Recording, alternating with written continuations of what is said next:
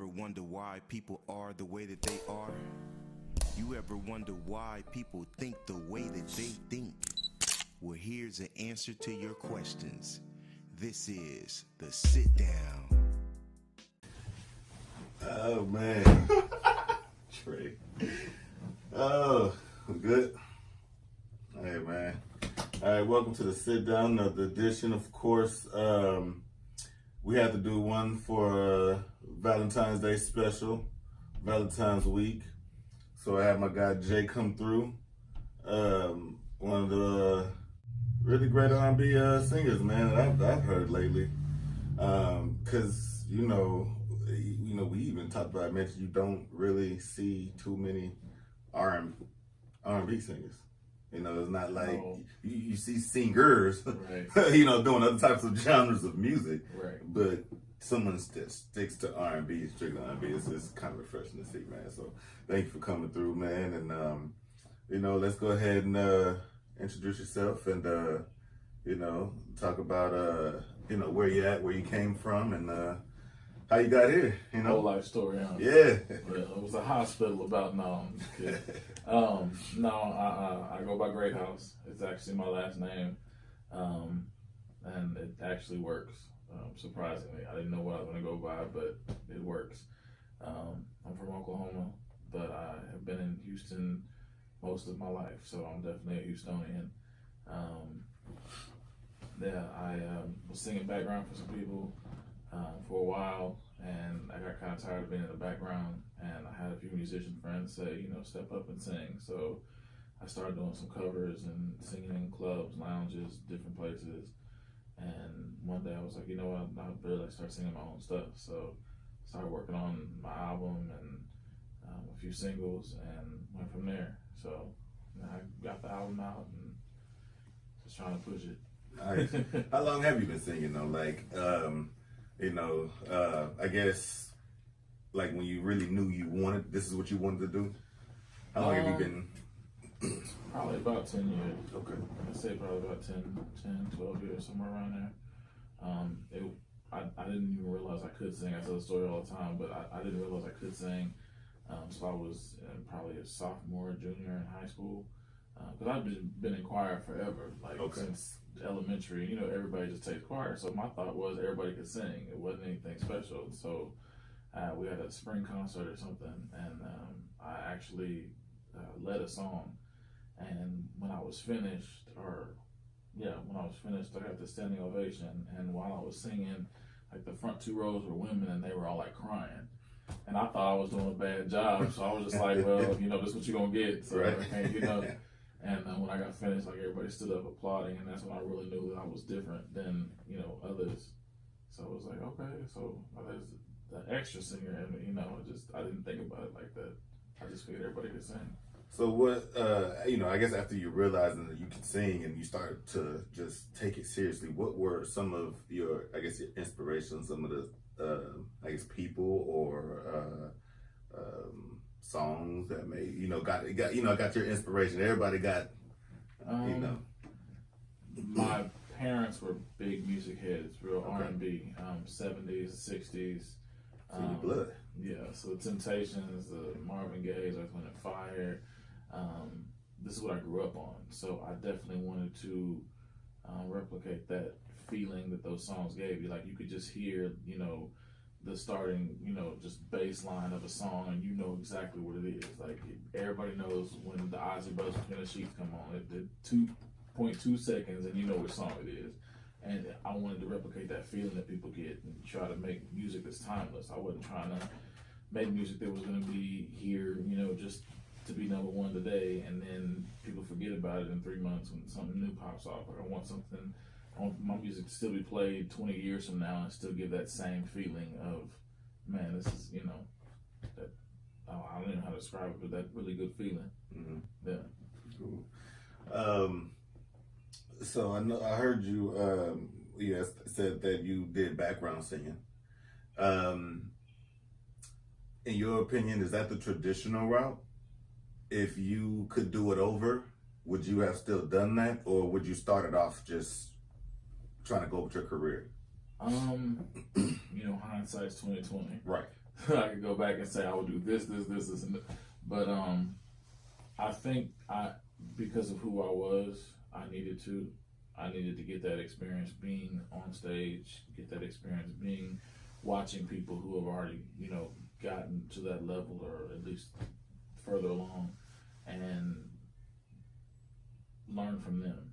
So being who I am, I would still say I would still, probably not as long, I would probably start my music much sooner, but I would definitely say I would still do the background route first, just to learn. Are you songwriter too? Absolutely. Okay. What's harder, singing, performing, or writing? For me, probably performing. When I'm writing, I usually, it's just me and a track, or sometimes not even a track, but I can just sit there and just write out how I'm feeling or how the track makes me feel, because I just feel like a track will write itself. That's just in my feeling. Like when you hear a track playing, to me, I know what kind of track it is. Like, is it going to be a sad song? Is it going to be a happy song? Is it going to be a love song? Is it going to be a baby making song? Like, I think the track can tell you what it's about to be, and that's what I start writing towards with that. So it's a lot easier for me to do that than stand up. And, well, let me put it this way: intimate settings are difficult for me singing. So big crowds, like I do the Motown show out at Herman Park, pretty much. I've done it every year except last year, and it's probably 40,000 people over the weekend, and I'm not bothered by that. Like, I actually really enjoy that. But I did a show, just for an example, I did a show at Cafeza, and it's probably maybe 40 people in there, because it doesn't seat that many people, but it was a real intimate crowd. I could see everybody's face. That's hard for me, because it's just like, when I sit there, I can just see every single person staring at me, like watching my every move. It's just like, okay, I want to go back to the big stage, because y'all can see, like, that's just how I am. So I would say, with that being said, songwriting is a lot easier.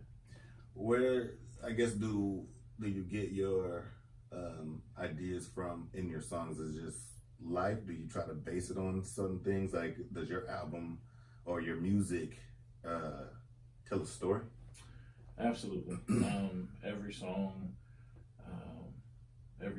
that's on there that I wrote is an experience that either I've had or that I've seen firsthand through friends around me, family. Everything is truth. There's one song on there that was completely written by my producer, and that one's actually radio, but it was done before I ever got it. He asked me, he played it one day and said, "Do you want this?" And I was like, "Absolutely." But that's the only one I didn't write on. Me and him co-wrote everything else. So yeah, everything comes from experience. It's truth to it. So you being an R&B singer, I guess in your circle, does everybody come to you for like a love advice? Yes and no. Outside of music, I'm actually a crisis counselor, but I've kind of been a counselor all my life. Like, when my friends have problems, they came and talked to me, and so it just kind of, I naturally just rolled into that role. So yes, people come and ask me. A lot of times I don't think that they like the advice I give. I try not to be so black and white about stuff, but I'm like, there's cause and effect. If this is going on, you got one of two options: either work it out or let it go. And they're just like, well, no, there's got to be one. No, you either work it out or you let it go. These are your two options if you want to stay in this relationship. And that's pretty much how I am when I, if I think that somebody wants to, continue their relationship, you got two options. But, everybody doesn't like that. They're like, no, I want to, do something. Look, we're not going to do this whole drawn out, like, I'm going to write down all these ideas and then we can just go, no. Either you want to work it out or you want to let it go. You got to figure that out. I can't make these decisions for you. That make a lot of sense. Yeah. I mean, I guess a lot of, you find out, like, when you really listen to people, it's really, like, a lot of times it becomes a vent session. Not necessarily, I don't know what's wrong. Right. They do know what's wrong. They just want to get it out. They just want to Right. get their version out and feel like they've been heard. And then once they get all of that out the way, now it's like, it really boils down to that one simple question. You just try to skip to the point. And it's like, okay, after all is said and done, after I done got it out, after I done vent, do I really want to be with this person or not? And that's actually what you're going to ask yourself at the end of the day, you know? Yeah. So I guess, you know, when you think back and you know, and reflect on a lot of the issues that people have brought to you, you know, I guess, you know, through counseling or just through giving advice on relationships with friends or whatnot. What are some of the common issues that affect the relationship these days? These days. I'm not even Dr. Phil. I can't even answer this on a grand scale. I think it's the basics. Money, sex, loyalty, just, you know, people. I'm trying to think just in my head, like what have been issues, and jealousy is an issue. A lot of my friends are artists as well, and so they perform. And so when you perform, when you're doing love songs, you get a lot of attention, and every woman can't handle that, and vice versa for the ladies. My friends who are ladies and they're singers, a lot of men can't handle that. They can't handle somebody giving this much attention to their significant other. And so it really does take a special person to be with an artist of any kind, not just music, but just anybody who gets attention, like general attention, more attention than the average person. It's hard to be with somebody like that, or, you know, I'm trying to figure out how to put it, but yeah, it's hard to be with somebody like that. You ever had any issues with that? Well, let me rephrase. Not necessarily personally in a relationship, but being that person with attention. Because you also stated, like, being in front of 40 is harder than being in front of 40,000. Yeah. So, did you or do you have, you know, any issues with being in that spotlight? No. I don't think there's anything like it. There's, and it's not just the attention, it's the energy. I guess is the best way to describe it. There's an energy when you get up on stage and music starts playing and people start anticipating what's about to come, and, you know, they're ready and you're ready and the band's ready and it's just going, and just the energy of that is great wherever I'm at. Like whenever you stand on stage and you're about to perform for these people, it's like I get to help these people kind of get away from their lives a little bit. Like I'm performing, they're here for a show. Like when I go see a big artist and, you know, a concert, I forget about everything else that goes on in my life.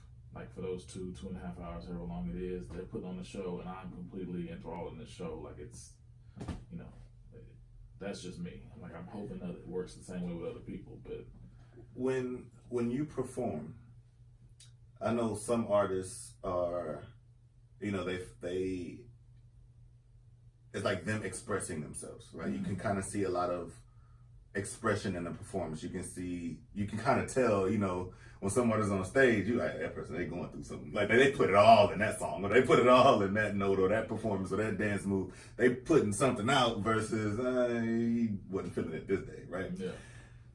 Now, some people use that personal feeling in their performance, and some people are just simply great actors. Just completely talented people that can act like they're going through something, they can act like and put on the show. How are you when you're performing? Do you channel something inside of you, or that's just your thing? Like you can put on a show any day of the week? I don't do a lot of big movements. I kind of just do my little two-step around the mic, or, you know, around the stage or whatever. I'm not one of those that hits my knees and falls out. No jokes. Right. I'm not doing all that. I'm not tearing my shirt open. That's not even my music. Like, right? Exactly. I don't think there's a song that I have on my album that would require that. Everybody be looking like, why did? Okay, and it would just throw off, you know. So I'm just real chill on there. I think it comes off as, to me, I would hope it just comes off as genuine. I'm just singing from the heart. I had a couple of friends that are just like, you need to feel it more. They tell me that all the time, like, you need to get in your performance more. I'm like, okay. I don't know how to do that without being an actor, because at some point I don't want to be an actor. And if it starts to feel unnatural, then it's like, okay, I feel like like for me, I'm not enjoying this performance now because I feel like I'm having to put on, I don't know, just be fake in a way. And it's like, if I'm not feeling the song that much, I don't feel like I need to do this. Like, the song will tell you where to go. Like, the song will tell you how to move. The song will tell you, you know, it's just, if I gotta do anything extra outside of that, I don't feel like it's real. I don't feel like it's genuine. So, do you feel like that's an issue in the industry? And that can be like any music genre. Like, at certain points when you get so big and you start getting paid to do what you do, right? At that point, don't you kind of have to go with the flow of where the money is? Or do you see yourself as always being that artist that does just, I'm not worried about none of the outside stuff, it's really just me and my music? Nobody's ever asked me anything like that before. I really got to think on this. Because, of course, you know, you want to make sure your bills are paid. So if somebody says they want something, but of course that's negotiated with contracts, and it's just like, if they want me to perform a certain way, okay, that's fine, but here's what I have to offer. And if you want somebody jumping around, you need to go call Chris Brown. The boy can sing, he can dance, he can give you that whole show where he's doing everything and flips all over the stage. I'm not the guy that's going to do flips all over the stage. So I'm like, you're going to get more of a Luther vibe from me. Like, Luther just flat foot sang, and if he did move, it was very little. I don't even know if Luther could dance, because I don't think I've ever seen a performance where he did dance. I mean, I'll move a little bit, but not extreme. Like I said, because you can't lie to your audience. And if you start doing stuff that's not genuine, they're going to be able to tell. Like, if it's something that seems like it's out of the norm for you, or you don't seem comfortable, the audience is going to be able to tell, because all eyes are on you. So if you start doing stuff, like, you can see somebody just in everyday life, and you see them, you can tell they're uncomfortable with something, like, whether it be, I don't know, somebody makes somebody feel uncomfortable at work. And you can tell automatically, even if they don't say it, you just see their body language kind of show that they're uncomfortable. And it's the same thing, I think, with performances. Like, if you do something and you don't feel comfortable doing it, or you're doing a song and you're not comfortable with it, people can tell. So, is that why it's harder for you to perform at 40 in probably. A smaller, intimate crowd? Probably. You know, you can kind of, like, you can read body language, but you're supposed to be singing, and you know. I want to keep people entertained, and when you see that crowd of 40, you can see everybody, so you can see when people aren't watching you or they're checking their phones, and in your mind, it's just like, okay, well, I got to get your attention back. So it's just a lot of stuff that goes through my mind when I'm watching that, and I'm just like, okay, and I'm a perfectionist, and that's the hardest part. My friends have been on me about that a lot. They're just like, you need to stop trying to be perfect and just be real. If you mess up, just keep going. And like, you always want to be perfect, and then like, stop trying to be perfect and just sing. Yeah, I think that's why it's so hard with the 40, because I feel like they know I messed up, but then it's like, in all actuality, they don't know I messed up unless I show them I messed up, because they weren't in rehearsal. They don't know how we were doing this song. They might have thought, oh, they changed it. Like, they don't know, and I'm getting better about that now. But it was a problem for a while when I was first starting. So with I guess Valentine's Day tomorrow, what advice would you give guys on picking the perfect gift? To me, it's kind of easy, because if you know your woman, you know what she likes. So just stick with what she likes. If you know she's not a flower girl, don't get flowers. If you know that she is not a big chocolate person, don't get chocolates. Like, if you know that she likes to just hang out, then get something where you two can hang out together. Do a cooking class together. Do a picnic. Do something romantic, because women generally appreciate the thought more than the actual gifts. Like, even if it's something they really don't like, but they see why you did it, or they get why you did it, they'll appreciate it, just because they're like, this is the ugliest thing in life, but I know why he got it for me, because he knew I like these colors, and he knew I like, this. I just didn't like these colors and this together. But, a woman will appreciate that. So just stick to what your woman likes. Hopefully you know your woman. So hopefully you know your woman. So just stick with what she likes and just go from there. You mentioned appreciation. Like, how important do you think that is with both men and women? Within the relationship? It's essential. You got to appreciate the other person. I'm one of those people, I know it's easier said than done, but you have to appreciate your partner, whether it be a woman or a man, because when you appreciate things, you take care of them better. And so, like, if you got a nice car and you appreciate that car, you're going to make sure that car is always washed, make sure you park it away from everybody so there's no dings on it. You know what I'm saying? Like, you know, a woman's not a car, but at the same time, it's like, you got to appreciate who she is, because you always want to make sure that she's happy and she's taken care of. And you'll do that as long as you appreciate her. And same thing with women and men. Like, you're going to appreciate your man. You make sure that he's taken care of and, you know, that he knows he's loved and he knows that he's appreciated. All right, well, let me put you on the hot seat real quick. Mr. Psych counselor, relationship guru. All right. Guys having issues scenario. We're having issues, relationship issues from a guy standpoint. Okay. And expectations is an issue, right? And we're dealing with a guy having to struggle with, you know, being the provider, protector, security, and all of that. But then we also see the effects of guys not being able to express themselves, right? And we all know, like, for instance, for, you know, military, we're not finna send no emotional people to war, right? Right. So it's like, you don't want no emotional guy protecting you. You know, that's not who you're going to respect, you know, when you're looking, you know, I guess for that protector type of security provider type thing. So I guess, how would you advise that guy who's struggling in between being able to express and show your emotions, but at the same time, you still have to have a certain mindset in order to be that other side, that protector? Dr. Phil.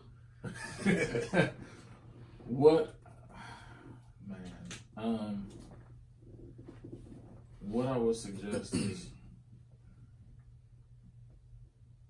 you're saying towards the woman, you're saying like the expectations of how he's supposed to be, and he has an issue expressing himself towards the woman. Communication, that's always like my biggest thing.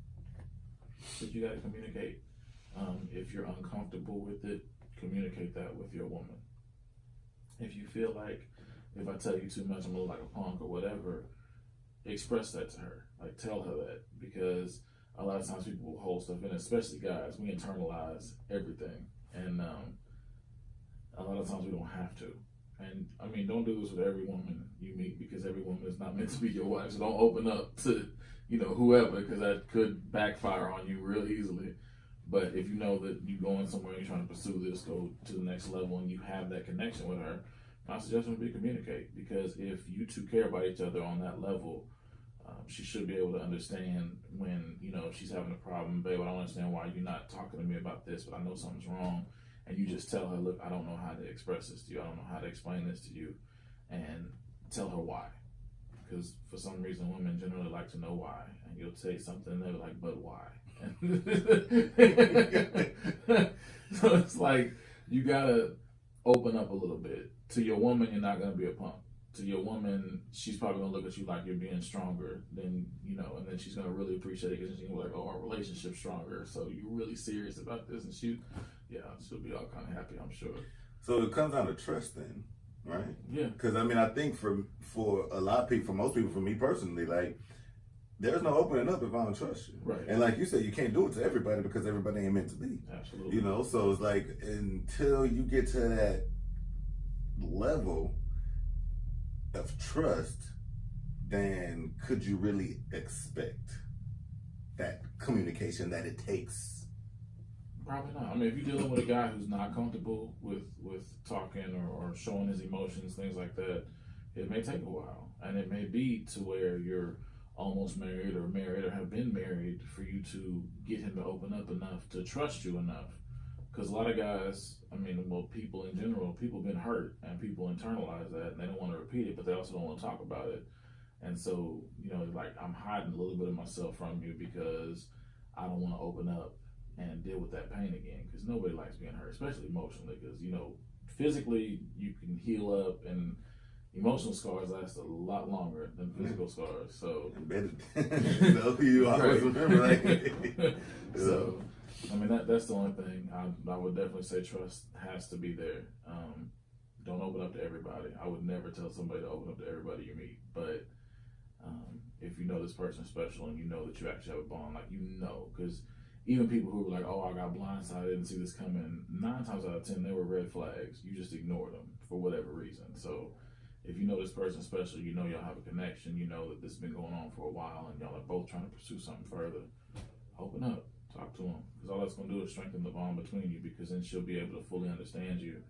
And I don't see a downside to that, because you always want, you know, oh, I want my woman to be able to fully understand me. Like, even if I'm not saying anything, I want her to understand. Like, I want her to know me. You know what I'm saying? Like, you've seen that somebody ain't got to say nothing, and they already know what's going on. It's just like, okay, I got this. They know how to deal with it, and vice versa. You should be able to tell when something's wrong with your woman, and be able to know, okay, so how are we gonna deal with this? You know, takes time, takes trust, takes communication. So how important is it, you know, to be on the same page in the beginning? You know, and this is where I'm coming from with this question. You see a lot of relationships where, like you said, some people are, they say stuff pops up, and then it's like you said, it's like red flags, and you were either too blinded by the feeling of new love, or the feeling of great sex, or the feeling of, you know, being in a relationship, or the potential of a relationship, that you look past that, right? And you see a lot of people that are in relationships because they want to be in a relationship, and not necessarily because they have that connection, or they really want for that person that they're with, you know. And so I asked that because sometimes it works. Like, you would think that you would need to always be on that same page, but then sometimes you will see two people that really just say, hey, I want to be in a relationship that bad. You ready to just do whatever it takes to be in this relationship? Okay, fine. You know, that relationship status, that you know, whatever it brings to you socially, you know, professionally, or in your personal life, whatever being in a relationship brings to you, then that becomes the most important thing. Versus, I'm actually in a relationship with this person, I need to take care of this person. Right. So how important do you feel like two people need to be on the same page? Because you did mention that sometimes after marriage, that's when you finally get that trust. Yeah. That's difficult. Because there are people who will do that, and people like that, I don't think that they're ever truly happy. They're satisfied for the moment because they're in a relationship, but after a while, like you said, the being in a social relationship, like posting pictures all the time, and I'm in a relationship. Yeah. Eventually, if you're not connecting with this person on another level besides completely compromising, like, let's just be in a relationship, because that you're completely compromising, because you saying we're gonna do whatever we gotta do to just be in this relationship. I see more questions bubbling right now. I saw that. But for two people to be like that, they're completely compromising. And I don't think anybody should completely compromise one side or the other, because compromise is you two come together. My mom used to say, pick your battles. And that's kind of, in a relationship, it's the same thing. It's like, do I really want to fight over this, or do I just want to pick up these towels when I get out the bathtub, because it pisses off every time I do this, leave the towels in there. Right. So I'm like, okay, I got to learn to start picking up these towels. You know, that little stuff like that, because that can get big after a while. I mean, well, the reason I had reacted like that, I was like, I mean, because it makes sense, you know. It just popped in my head. It just makes a lot of sense. Like, I guess when you have a 100% compromised relationship, all you're really doing is giving away a whole bunch of yourself, right? Absolutely. Because, like, okay, I can't do this, I can't do this, I can't do this, right?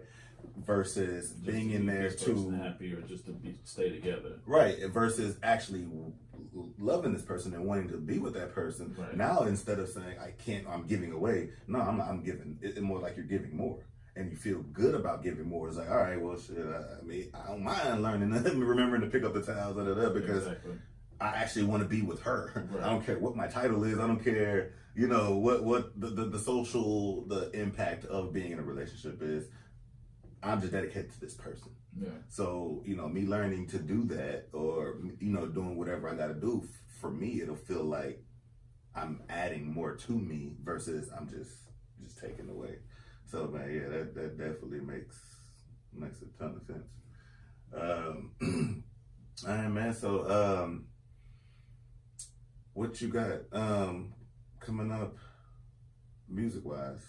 You know, you said the album just dropped, but any dates coming up for concert shows, tours? Friday, I'll be at Cafe 4212 for the post Valentine Cupid's Hangover, whatever they named it. But that's Friday night. It'll be, you know, for the people, because if you ever take anybody out on Valentine's Day, you know, you got to put reservations in around Halloween to make sure that you got a place to go before 11:30, 12 o'clock at night. So it's kind of just like a dinner and show, and, you know, for people who couldn't get out on Thursday night and still want to celebrate their little Valentine's Day. So that's on Friday, and then trying to think what else. Got a couple of things going on. I'm in a couple of plays, but those are way off. Are you acting or singing? Acting, well, both. I act too, but I sing a lot more than I act. Well, I mean, yeah, it kind of gives the whole, you know, like when we had that, you know, conversation about like on stage when you're performing, are you acting or are you expressing yourself? So, I mean, I can see how it's like a tough battle with you because, you know, you got people in your ear coaching like, oh, you need to do this more. Okay, well, at that point, am I acting again or am I singing? So I try to make it fit if it makes sense. Okay. For whatever reason. So what do you, I guess, where do you feel like you I know you say you sing more, but do you feel more when you're acting? Do you feel like you're putting more of yourself into acting or more of yourself into singing when you're actually doing both? No, acting really just comes naturally. Like, I don't have to think as hard. Like, outside of just the lines and, of course, the general direction that the director gives you, right. I just feel, I don't know, I feel more comfortable acting because I don't even know why. I can't even give you a because. I assume it's probably because it's a lot easier to mess up singing. Like, your voice crack, you forget words, I don't know, lose the tempo. I'm just coming up with scenarios, but I guess it's a lot easier for me to act, like just speaking parts and things like that, showing emotion that way because it's written out in front of me. Like, you need to, you know, be angry in this part, so you need to slam something on the desk or throw the desk. You know what I'm saying? Like, you have direction, so it's like once I get that, it's a lot easier for me.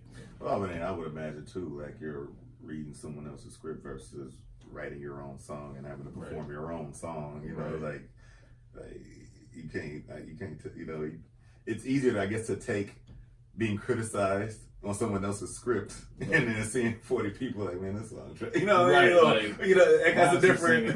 Can I get my check? You know what I mean? It's a different, you know. Then I cut the movie. I'm like, well, that's a director problem. Like, you know what I mean? I still kill my part. Yeah, absolutely. Man, that's actually cool, man. Because I feel like artists should explore different, you know, categories and genres because it just pretty much opens, you know, your arsenal up when it's time to perform. Yeah. You know,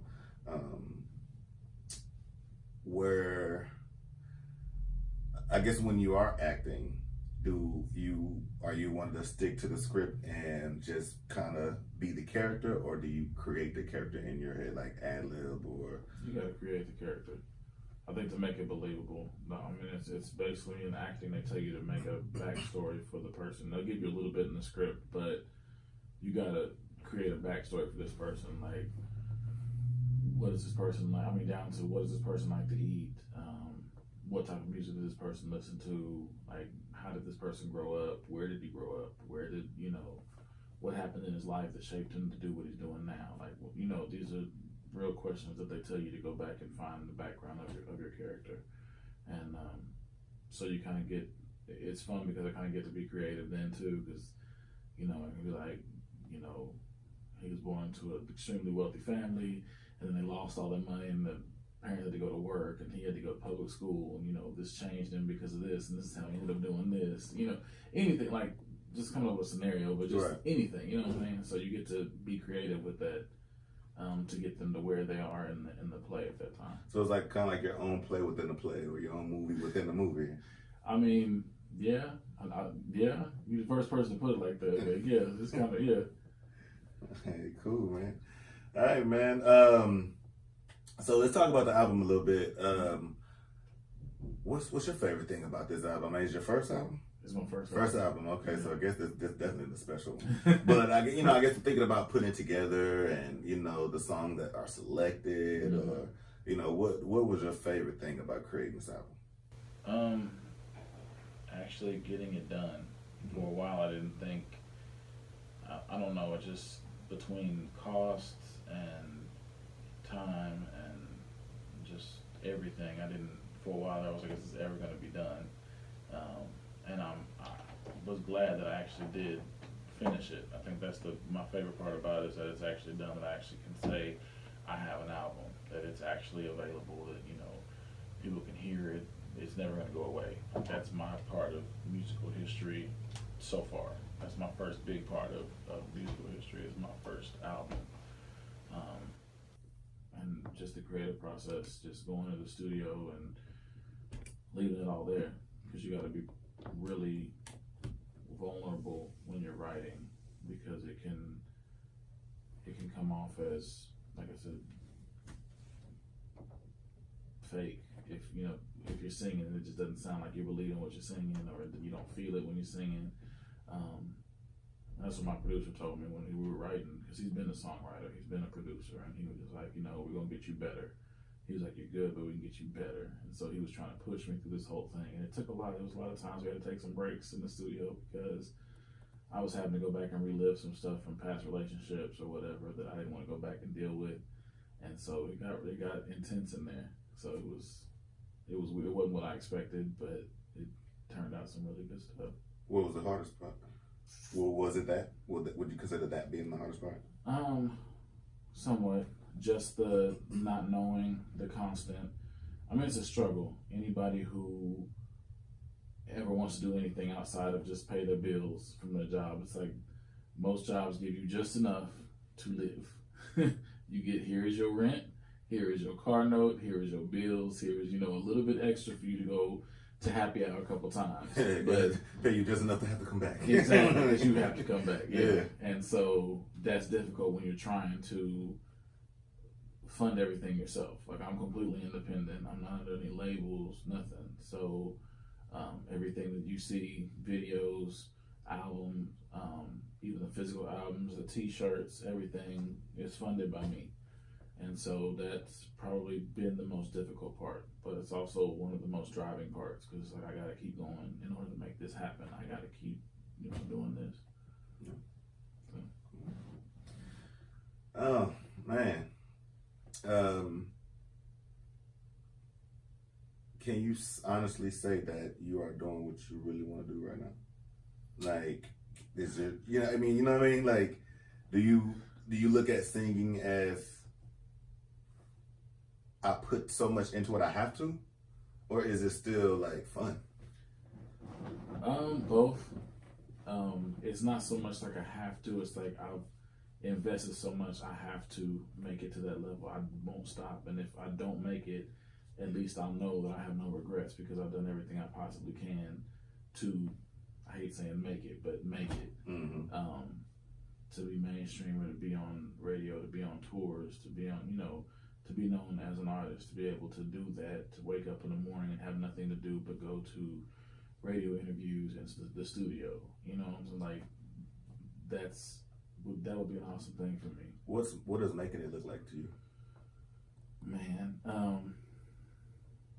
like where do you see yourself when you finally say, shit, I made it?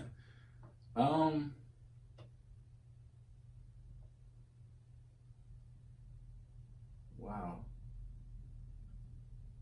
Man, stop asking me these questions. I could have got some type of email with some pre-questions on that. Like, I don't. Nah, it wouldn't be that. It wouldn't be. We ain't trying to have no actors. You ain't finna get no script. I honestly wouldn't be able to answer. I honestly wouldn't be able to say that I ever would be at the point where I said I made it, because I always want to do more. That's fair. Definitely winning a Grammy, winning awards would be great for people appreciating what I've done. Hearing myself on the radio would be amazing. Like, just not just one station or just here in Houston, but around the world would be amazing. Selling out large concert venues would be amazing. But I don't think I could never say that I fully have made it, because it doesn't matter what I do, there's always going to be something else I could do more. So I don't ever want to feel like I made it, because then I feel like I would lose my drive. So I'm actually glad you answered me that, because I had to actually think about it, and I don't know that I ever want to feel like I've made it. I want that drive to stay in there. Yeah. You don't get complacent with it. Exactly. Like, I don't ever want to not feel like making music. I don't ever want to not feel like performing. I don't ever want to not, I want to always have that drive, and not just with music, but acting and, whatever else comes from it. Like, I don't know, hosting stuff, anything. Just, I want to keep doing more. Like, how much can I do? I want to maximize my life as far as what I can accomplish. Your background as a counselor. Me, I'm a behavior special teacher. Oh, see. So I did a lot of research in psychology Yeah, and behavior.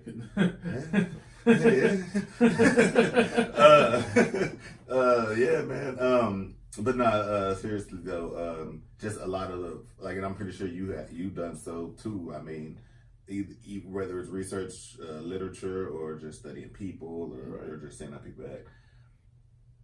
For an artist, how important is mental health? Oh, it's it's funny you said that. I was talking to some of my artist friends about this, because I feel like it almost seems like the most amazing artists in history were crazy, and I hate to use that term, but it was like is that the price you had to pay to be so great? Like Donny Hathaway, his schizophrenia, but back then they didn't know what or how to help with that at all. And so he was a brilliant musician, he was a brilliant artist all around, and way ahead of his time musically, and he ends up falling or jumping out of a window. And my thing is, either he was running from the voices in his head or hallucinations, or he was tired of it all. Marvin Gaye had a lot of issues, and he's my favorite, and he had a lot of issues. Michael Jackson, the issues from childhood, like serious issues, and they're never dealt with. And it's like, it's the known issues, right? We don't know about the person. Exactly, we don't know about the person. Yeah, exactly. Yeah. And they're never dealt with. And so something always ends up, these tragedies happen. Whitney, these tragedies happen. And it's like, these are the greatest voices, and even in rock and roll, and it's a lot. But mental health is very much needed. And I think that if we could just pull the stigma off of that, and people actually know, okay, I'm feeling depressed, and it's not just like a situational depression. It's like, I've been depressed for weeks now, and now it's starting to affect me physically and my relationships. People should be able to be like, I need to talk to a counselor. Let me go ahead and check my insurance or call whoever and get connected with a counselor.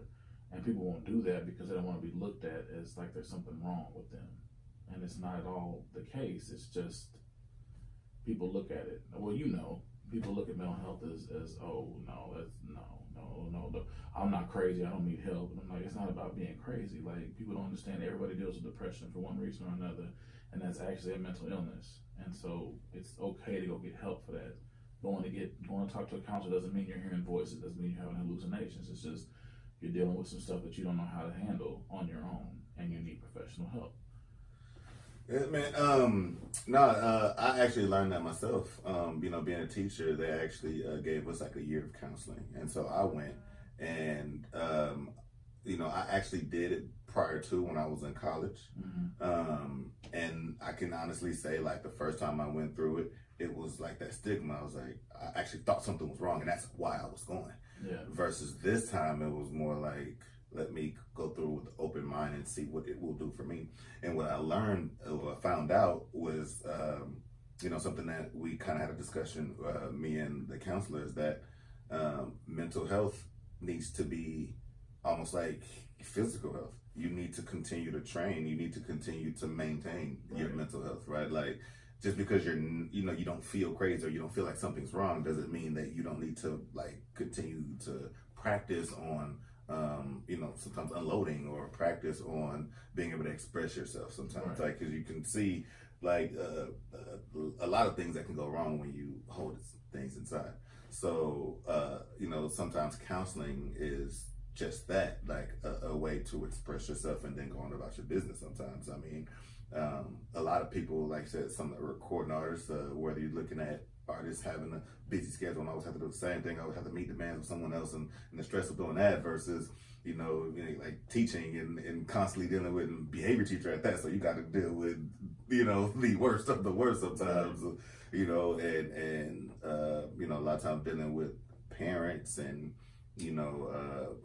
all kinds of stuff that's involved with that. Yeah. And it's almost like no matter what you do, that mental health, that time that you take for yourself to maintain yourself is extremely important. Absolutely. Or that stress will overwhelm you. And like you said, it came out in several artists, artists, and I'll let you make it. right, no, you can't. I'm teaching you got it correct. Several artists, and you see it on the news all the time, teachers snapping or doing all kinds of crazy stuff kids. Because then the kids too. So I mean, I definitely agreed that mental health is important, and it definitely made a lot of sense there.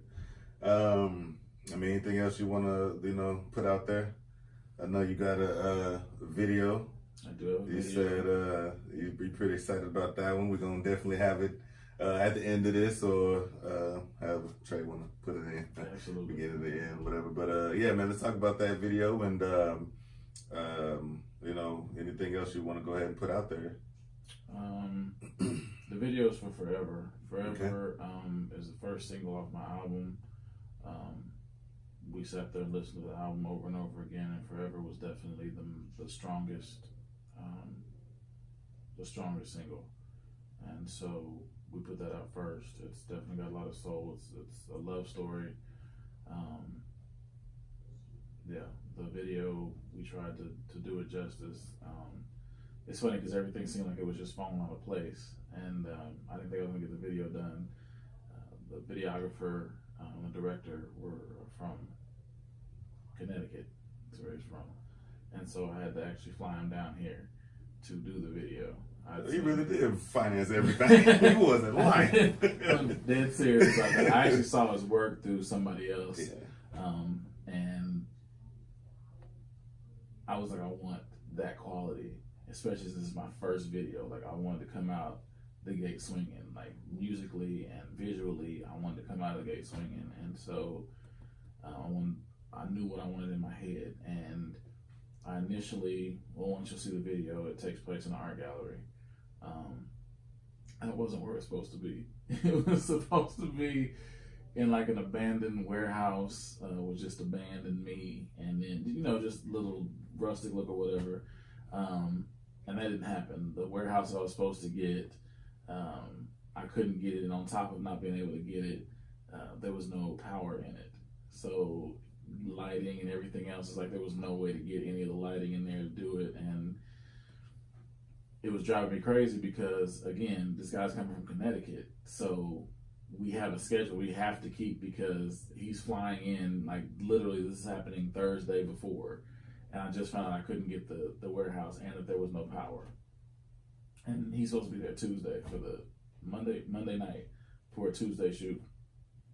And I'm freaking out because I'm like, I have no other ideas. I don't know where else to put this. We're gonna end up having this video walking down the sidewalk. Like, it's not gonna be. I knew it was gonna be bad. But I was actually at the gym,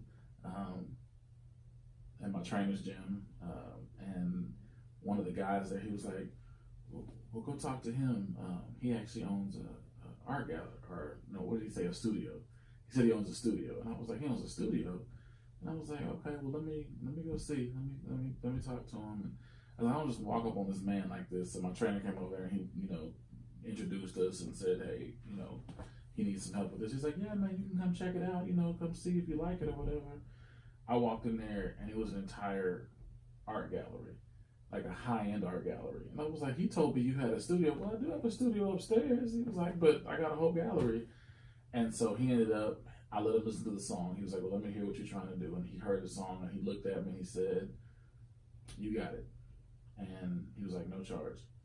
And I was like, "Really?" And he was like, "No charge." He said, "Just make sure they don't touch any of the paintings because these are many thousands of dollars worth of paintings." And so he's like, "Just don't touch anything." And he said, "Well, I'll move everything you need." And he said, "You just come in and take care of whatever you need and we'll take care of it." And I said, "All right." And so, it ended up working out really well.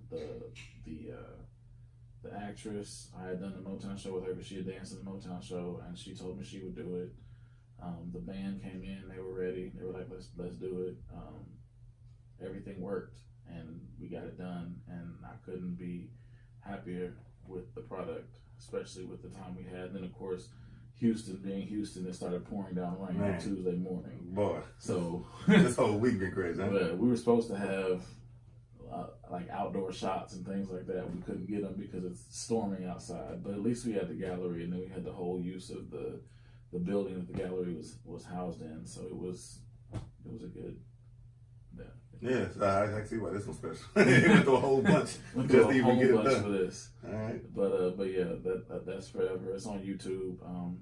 I got my second single, "Toast," is on there. I got a video for that. The album is available on all digital outlets. I've got physical copies. You can email me on my website at greathouselive.com. And yeah, I think that's everything. Also, these t-shirts: great vibes, great music, great love, great house. Gotta give me one. That's kind of what I live. Yeah, that's kind of what I live for. That's me in a nutshell. I just came up with it one day, and I was just like, "That's what I'm about: great vibes, great music, and great love." So, yeah, that's kind of. Yeah, I'm gonna need you to give me a t-shirt and an album, physical copy. You don't see them a lot nowadays, so let me get one of them. I'm in the trunk. I'm ready. I will pop trunk on anybody, anywhere. You need what now? How many you need? I got you. Let me pop this trunk real quick. Alrighty, man. Well, damn, I definitely appreciate you coming by, man. And it's definitely been a pleasure speaking with you. Before I let you go, got to put you right back on the hot seat, and you got to give me your top 5. Your top 5 artists of all time. Oh, man. The only artists that you can take with you on a desert island and all their projects, all of their music history. Man. Marvin's always one. All right. Joe. Joe's very underrated to me. He's extremely underrated, but he's always been one of my favorites. PJ Morton. He's definitely grown. I've been watching him now for about 10 years, and he's one of them. I'm glad he got a Grammy the other night.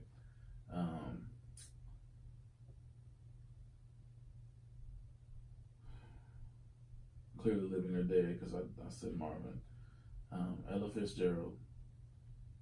Love Ella. Her tone is unmatched. Everything was live back then. You didn't have studios to fix anything. So if you sang a note, that's the note you sang, and she effortless. And man,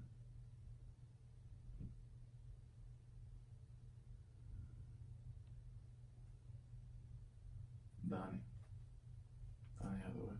Yeah. Real singers. Yeah. You got singers. yeah. Those would be my favorites. I'm actually hyped. They said that there's a unreleased Marvin Gaye album. I read it earlier today, and it was supposed to be released in '72, and they said the lead single didn't do so well, so they shelved the whole album, and now they're going to release it next month.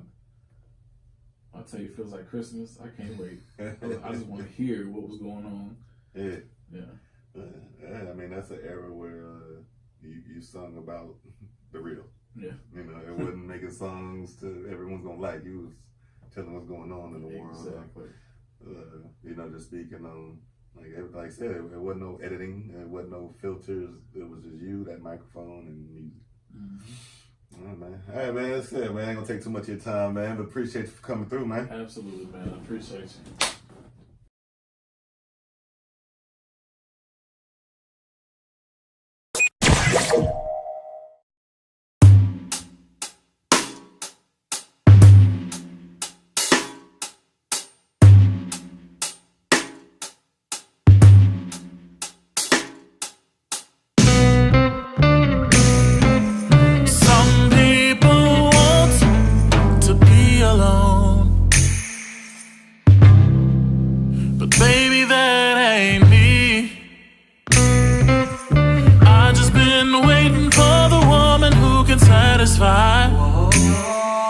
Satisfy my every need. Baby, that ain't much, but you qualify. I'm sure for every guy, but I wanted to be me. If I had to choose you or the air I breathe, yeah, God help me, 'cause I just wouldn't breathe. I know it might sound foolish to you, but it's cool. I don't have to be with nobody else, baby. Girl, if 1 + 1 equals 2 of us, then 2 of us together we can last forever.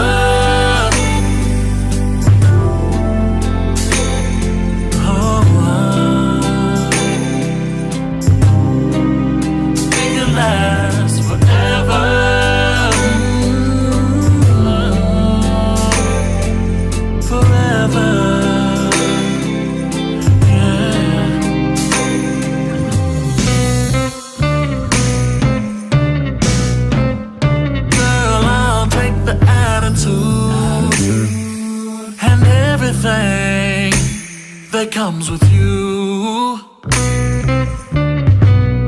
You could even bring me all your good and bad. All you're happy inside, girl, I'll take that too. I'm here to put together all the broken pieces of a broken heart and every man that hurt you. Girl, I never felt this way. Oh, never felt the way I feel about you. It feels like I'm giving all my love to you. But baby, it's cool. I don't wanna be with nobody else, baby.